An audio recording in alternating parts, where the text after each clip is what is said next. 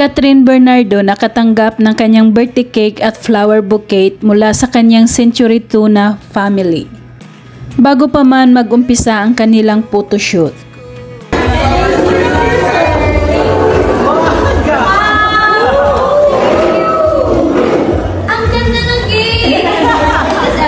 Sa unang salang sa kanyang Century Tuna photoshoot, nakasuot ng pulang crop top at mahabang sayal si Catherine.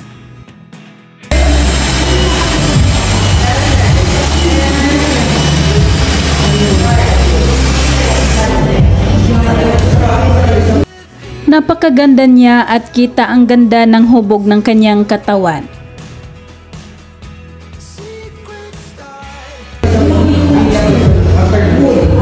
Kaya pa ka, Tren?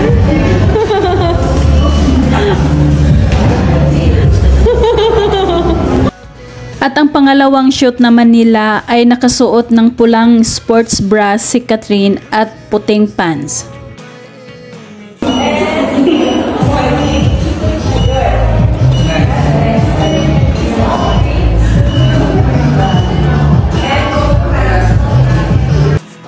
Habang focus ang pagkuha ng video kay Catherine, makikitang flat at walang bilbil ang tiyan.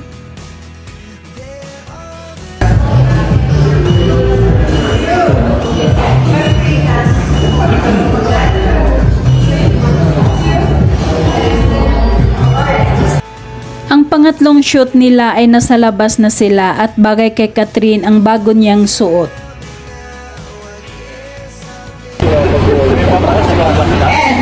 Here we go. Build down the foot, please. And ready, runs. Kayong in. Nakapulang attire pa rin si Catherine sa outdoor shoot nila habang bumababa sa hagdan.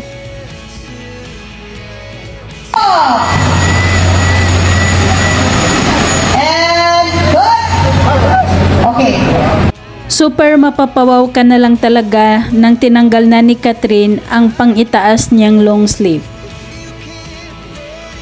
And 3, 2, 1. Background below. Action. 1, 2, 3. Pose.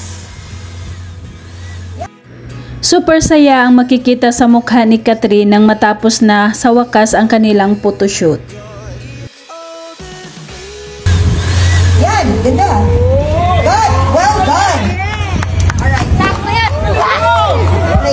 Naglalakad pa uwi si Catherine mula sa area ng kanilang pinagshootingan kahit pagod, nakuha pa rin ngumiti para sa kanyang mga fans.